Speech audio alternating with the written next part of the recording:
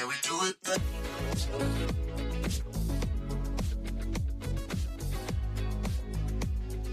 There comes a moment in your life when you stop looking back and you start truly looking around you, and you realize you're standing in a life shaped by perseverance and patience, by the good times you've had and the bad times. And you think about the dreams that fell apart and the ones you had to rebuild from the ashes. And when you see your life from that higher perspective, you come face to face with something I believe is truly powerful. And that is the paradox of choice. Hey, everybody, it's your girl, Coach G, your certified transformational coach with a master's in psychology and a PhD in life.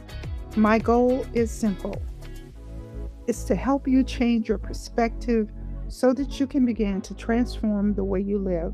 Because when your mindset shifts, your choices change and your entire life starts moving in a new direction. And today we are going to talk about what happens when life gives more options than what you can handle. We're going to break down how the paradox of choice, which is that strange moment when having more actually makes life feel harder, shows up in your everyday decisions. And as women who are 50 plus, this is important because even though you've lived long enough to know what matters, you're also at a point in your life where the world suddenly seems to present you with more choices. You have more paths to choose from. And while you are indubitably faced with so much more expectations, sometimes it makes it a little bit more cloudy. And it's during these times, I believe, where you hesitate, you overthink, or you second guess yourself. And too many choices can leave you feeling confused. And it can also leave you stuck because your brain has now shifted to the fight or flight mode to protect you. And at this stage in the game, I don't think we want to waste any time. And this is exactly the reason why having this conversation matters, because shifting your perspective can bring you back to clarity. It can bring you back to a place of peace and forward momentum. So let's go ahead and get into it. There's something some of you are still dealing with. You feel it deep inside you. It feels like something unfinished. It's something that is calling your name, right? Something that whispers in your brain, whispers in your heart, even though you're still afraid. But you're finally ready. You're ready to stop being tormented by fear. You're ready to stop replaying the same doubts in your mind. You're ready to step into a part of yourself that you postponed for probably many years. And this is the truth about this situation. The only way forward is the way I once heard someone say, sometimes you have to do what it is you have to do scared. And I know that feeling personally. When I decided to go back to college, I was terrified. I questioned everything. I questioned my age. I questioned my ability to learn, whether my brain still had it, whether I failed the class because it was maybe too advanced for me, whether I'd end up with a student loan and no job. Because we all know that people, when they discover how old you are, a lot of companies, they won't hire you. Now, they won't tell you that they're not hiring you because of your age, because that's against the law, right? So I had all these thoughts going through my head. And even as a transformational coach, I was hard on myself. I thought I should have known better than to feel the way that I was feeling and to have the type of fear and apprehension that I was having. But this is the thing about fear: fear doesn't care about your credentials, it only cares about your confidence. I decided to go anyway, but I did it scared. I was unsure, I was shaking inside, but I knew this was something that I had wanted for years. I wanted my master's in psychology, and I made it up in my mind I was going to take this journey. no matter how hard it was. And sometimes you have to think that way. You have to say to yourself, this is a choice that I have to make. And even if I have to do it scared, I'm going to do it. I almost talked myself out of it, but I did it anyway. Was I scared? Absolutely, I was scared. Was I unsure? Absolutely, I was unsure. Sometimes on the inside, I would be shaking and I would tell myself, what in the world have you done? But I kept going. And that journey, the one I almost talked myself out of, at the end of it all, I graduated with a 3.92 GPA. And I also secured a spot on the dean's list. And the NSLS was a chapter that only if you had a certain grade point average could you become a part of. And I did this not because I wasn't afraid, but because I refused to let fear make my final decision for my life and for my goals.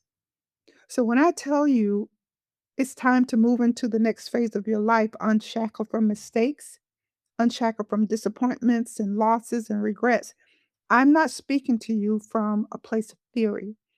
I have lived this. This was my life. And I want you to know that there is a courage inside of you that you haven't even met yet.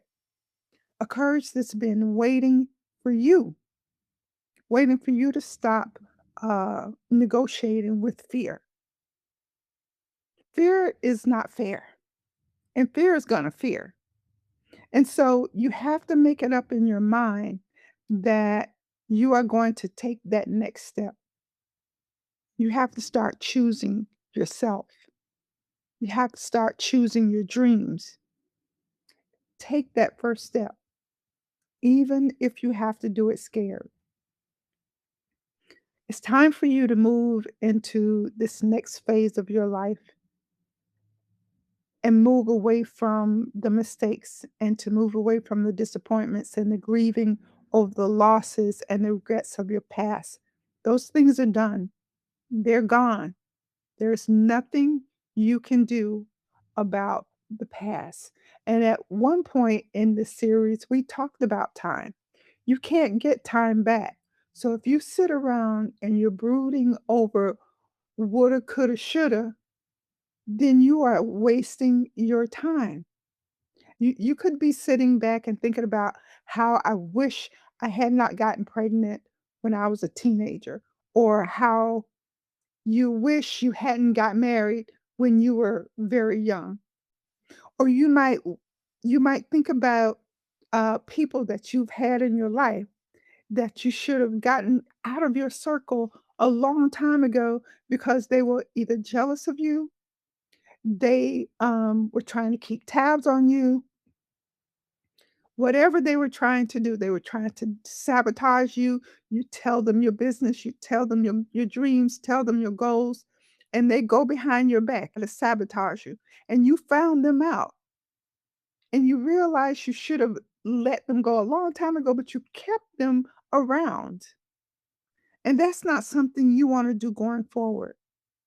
It's about making grounded choices for yourself, believing in yourself, believing in your abilities.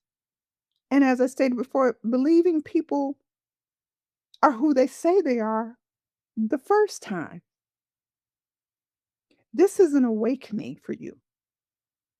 And that still small voice in you, that light is what I like to call it, in your chest or in your soul, that feeling you feel in your core, that innocent and trusting little girl you've carried inside of you for all these years has finally said, I don't want to be afraid anymore. I want to be an adult. I want to grow up. And now she is. Now she has become a woman. So I want you to move forward with a different perspective on life. That chapter that was once filled with bad choices because of fear or rejection, pleasing everybody while you were um, excluding yourself or not really taking care of yourself, the chaos, You now have the tools, you have the wisdom, you have the knowledge, you have the experience to overcome. And as the song says, I can see clearly now the rain is gone. As the weeks have unfolded, you and I have walked through the rising energy of that awakening, the tug of war between who you've been and who you're becoming. And while you may not have known what it is or what it was that you were feeling, you still felt that shift in your spirit. Maybe somebody asked you to do them a favor, and whereas you would have said, oh, sure, knowing good and well that is not something you wanted to do, now you're hesitating before you answer yes. You ponder the heaviness of forming certain relationships because you now see certain patterns or you see the red flags and you say, yeah, I don't think I want to go that way. You start questioning roles you once accepted without thinking because you're now uh, smart enough to know better, right? You've had the knowledge, you've had the wisdom, you have the experience. While you may not have known what it was you were feeling, that shift in yourself, that hesitation before saying yes to a favor that maybe somebody asked you, you pondered this heaviness that you were feeling inside of you when it came to accepting somebody as a friend or a relationship. You start questioning your role, the role you once accepted without thinking. Now you're thinking about it and you're saying, I don't know about that. In this chapter of your life, it's time for you to start rearranging and reconstructing the beliefs that was put on you and learned based on other people's perception of life. It's time for you to start putting things into perspective that doesn't align with who you are so that you can live the life you want and the life you deserve at this stage in the game. Every phase, every truth, every chapter of your life is just another piece of the internal shift that's happening inside of you, where you are now realizing that there was never anything wrong with you choosing you and what you wanted. It was just that people and religious relationships and beliefs that was forced on you through fear made you believe otherwise. And so you thought that if you chose to love yourself first, that it was somehow wrong and it was selfish as opposed to being selfless, like you were led to believe you were supposed to be. And to that, my question would be to you is how can you love others when you don't love yourself? I mean, doesn't the Bible say to love your fellow man as you love yourself? And so if you don't love yourself, you can't love your fellow man. But somewhere in the middle of all of this, something else has begun to shift. Something that has been quiet, something deeply, deeply human. And that is the paradox of choice.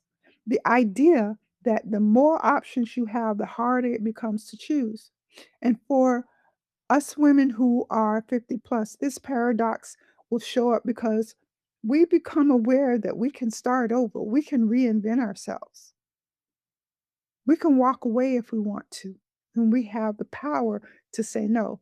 And I know firsthand, after my divorce, dating was a brand new world for me. I had never truly dated before because I married 2 weeks out of high school. So in my mind, relationships meant long-term commitments. But I learned very, very quickly that not everyone shared that same definition. And because I didn't know how to say no, I held on to toxic relationships far longer than I should have. I didn't know how to walk away. I didn't know I had those kinds of choices because I was raised that you keep fighting, you keep trying to make it work. And I saw that. I saw the abuse that my mother endured, trying to hang in there for the kids, trying to hang in there until we got old enough or grown and out of the house before she would make a move for herself. But something shifts when you hit your 50s. Your whole perspective will start changing. Your mind will start transforming. And during this time when I was going through that, the way I thought about myself, my worth, my peace, all of that shift. And suddenly I realized I had a choice. I could stay in a relationship that was draining the life out of me, or I could walk away. And for the first time in my life, I chose me. And when the relationship got toxic, I walked away. And it was one of the most liberating, the most empowering, unshackling moments I had ever experienced. And I didn't fall apart. I didn't die like I thought I would. I was okay, more than okay. I was free. My mind was free. My heart was free. And like I stated, I felt empowered. It was like I had put a cape on, and baby, I was a superwoman because that was new for me to be able to have and know that I had that type of power.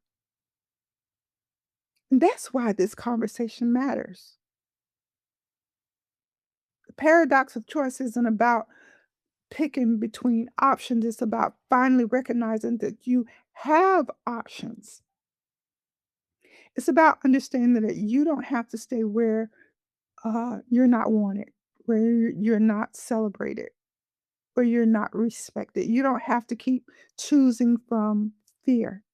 You don't have to keep choosing from habit or obligation. You can choose from truth. You can choose from strength. You can choose from a place that honors who you are, not who you used to be. For some of you, that freedom, as beautiful as it can feel really scary. Because of that newfound freedom of choice, when a lot of doors open, choosing one can feel like closing 10, but that could not be far from the truth. You might feel like you'll never find that dream career. You might feel like you'll never make enough money to purchase your lifelong dream home.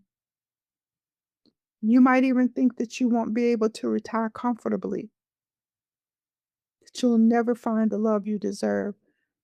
But there will come a moment of honesty that you can't unhear once it arrives, once you hear it. The moment you say to yourself, I don't want to live like this anymore. I don't want to worry about where my next meal is coming from. I don't want to worry about is my husband or my man cheating on me. I don't want to worry about that anymore. And so, yes, you move forward not with resentment, not with regret. You move forward with clarity, with a clear mind, with a free spirit. And it's that moment when you realize you're allowed to choose again. You're allowed to want differently. You're allowed to believe you can have what you choose because that internal click is the beginning of your freedom. And with that freedom comes your release. You stop feeling like you have to explain yourself to people who probably wasn't listening or didn't care anyway. And you begin to experience a calm steadiness, a lightness comes over you. And you're no longer chasing acceptance or recognition or love. You're not chasing anything or anybody because you value you and your perspectives have shifted and you have begun to realize what is truly, truly important. Perhaps you are now realizing something you may not have known before this series began, and that is that life after 50 isn't a second act. It's the first,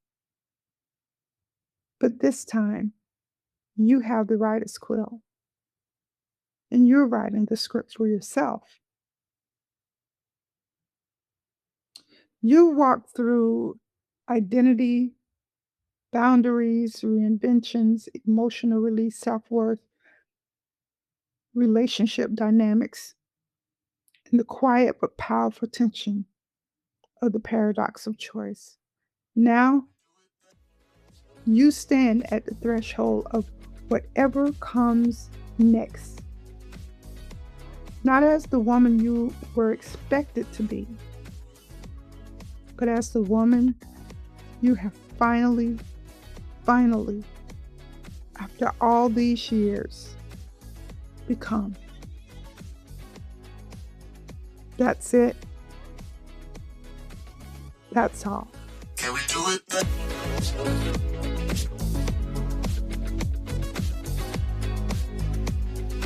Hey, everybody, this is your girl, Coach G, again. And as we close out this series, I want you to carry one truth with you. You are not the same woman who started this journey. You've grown, you've stretched, you've questioned, you've released, and you've reclaimed parts of yourself you thought were gone. And if nothing else, I hope that this series reminded you that your life is still unfolding, still expanding, still offering you new ways to rise. Thank you for walking with me, learning with me, and shifting with me. If this episode spoke to you, make sure you share it. Hit that like button and subscribe here on YouTube so you never miss a moment of your own perspective shift. And meet me right back here next Wednesday at 6 a.m. when we're stepping into a brand new conversation on relationships. Red flags. So we're just going to keep texting? You don't want to miss it.